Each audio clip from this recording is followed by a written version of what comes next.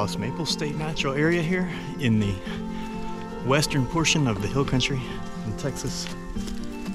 We're along the Seminole River in the Seminole River Valley catchment area, kind of at the north portion of where the hill country goes from some kind of rolling flat top grassy areas that are north of us to some of the more extreme terrain that we see down here near Vanderpool, Utopia, Bandera County.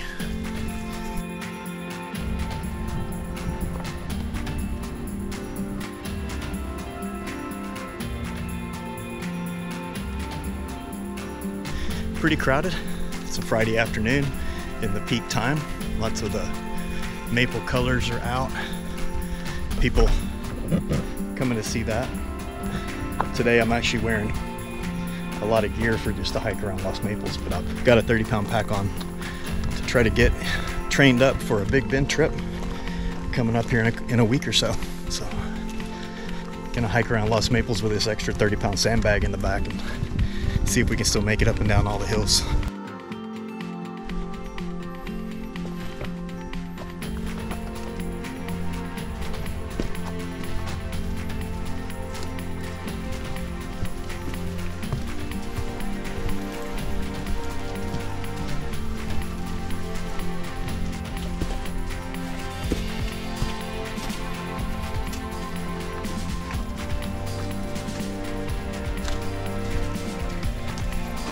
So after you get off of the Maple Trail, that's where most people make a loop, turn around, go back to the parking lot.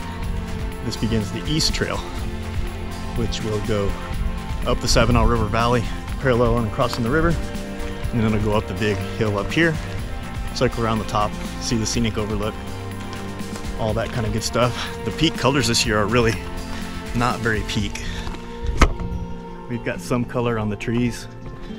They advertised on the website that they thought this was going to be the peak week of color, but I think with the drought,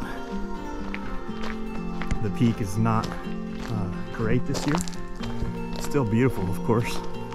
Lots of colorful leaves on the ground, so might have been a few days ago. This probably looked even better. Some of the leaves still on the trees.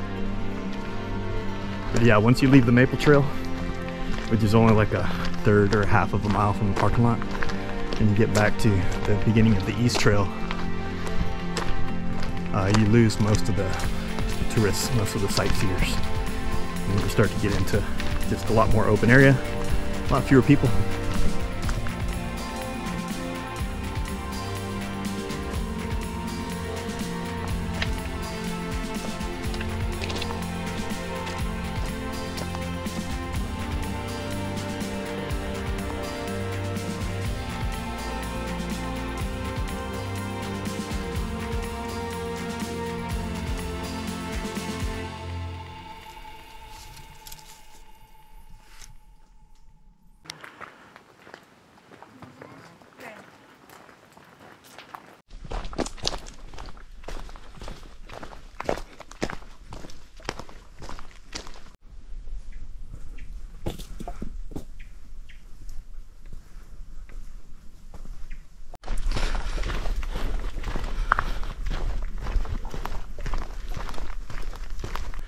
This is a pretty good madrona tree specimen right at the turnoff to Mucky Rock. Nice big one. Black-cap vireo and golden cheek warblers apparently are found in abundance here at the park. So there's one of the birdhouses. Their habitat. Looks like this one got a little bit burned on a branch. Texas madrona, or madrone. I've heard it called both. Stay here. And do what though? We were gonna go to the roof now.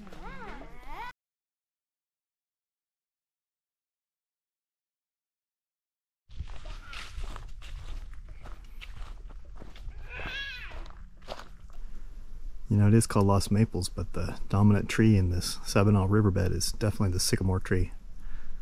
See a lot more of those. See a lot of the leaves right now, about halfway fallen off.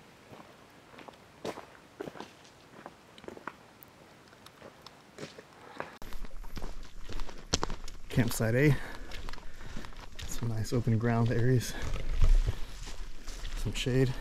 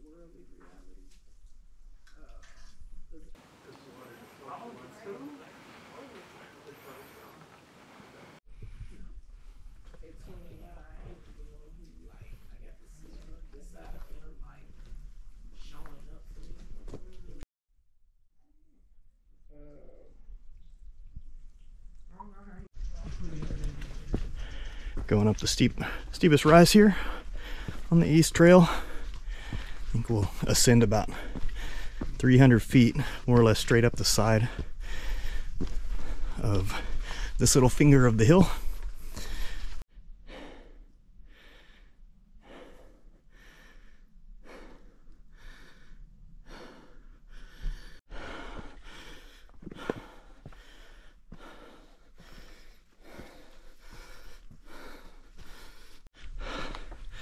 Made it up the steep part.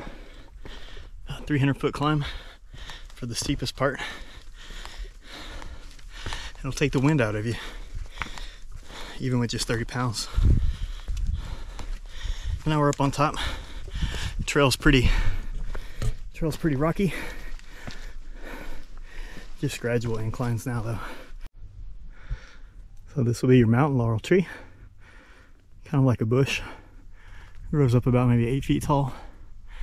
A lot of them you'll find on the other gender little bean pockets.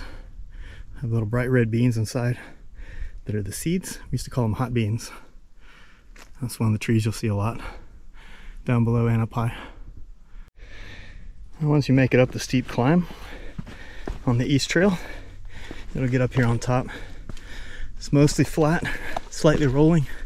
A lot of big rocks in the trail. You gotta watch your footing. Not really many views up here.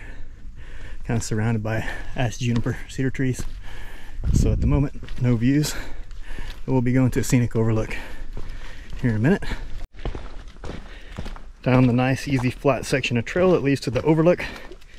It's about 1/3 to 1/2 of a mile one way. So it adds maybe 3/4 of a mile to your journey.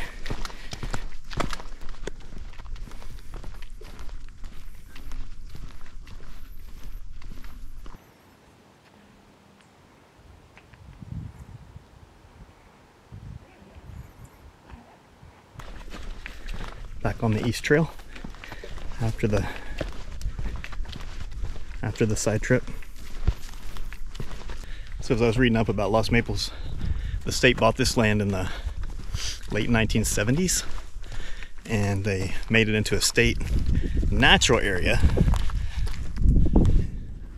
which means that the primary purpose isn't tourism and recreation, it's more preservation. So for instance, right now the area right below me is closed to camping so that they can kind of repair and let it come back to life. The last spot I was at I actually thought was bird's eye view, but I'm pretty sure this is the one here because check out this view.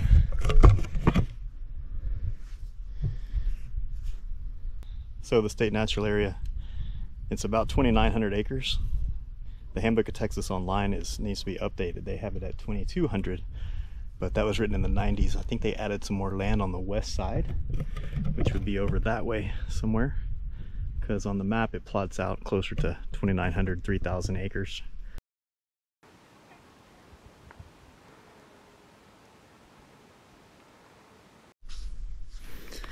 Starting the descent now on the East Trail. Head back down to the main valley. Loose rocks, steep in some places. Not too bad though. Just gotta take it slow.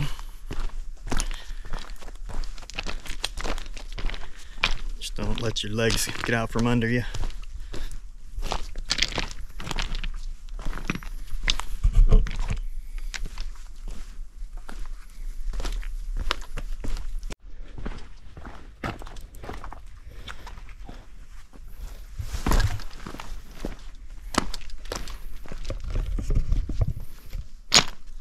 It's a little technical.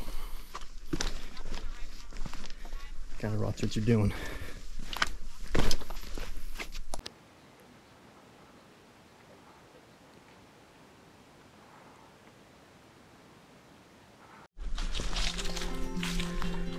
At the intersection of the East and West Trail, East Trail done. They've got the campsite area kind of closed off for revegetation, but you can still get down here close to the lake. Check out these beautiful cliff formations.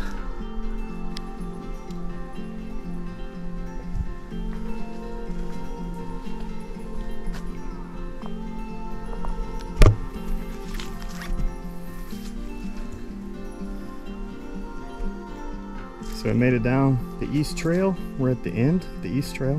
Well, where the East Trail meets the West Trail. Area C campground was closed off. 4.4 miles, 540 feet of elevation gain or so.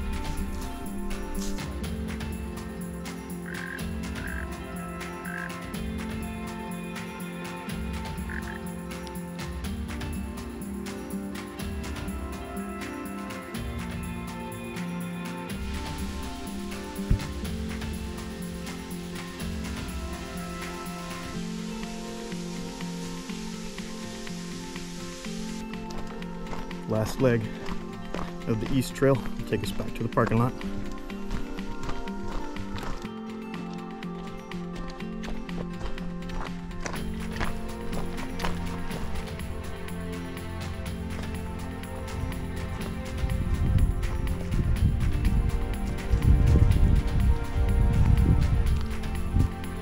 Really some of the best color that I saw today. It's right here on this last half-mile stretch on the East Trail. The part that leads to the pond. Beautiful little stretch with big boulders, big maples, lots of color right here. Doesn't look like it's gonna last long. A few more days maybe. The leaves are blowing off sometimes when we see a little bit of breeze.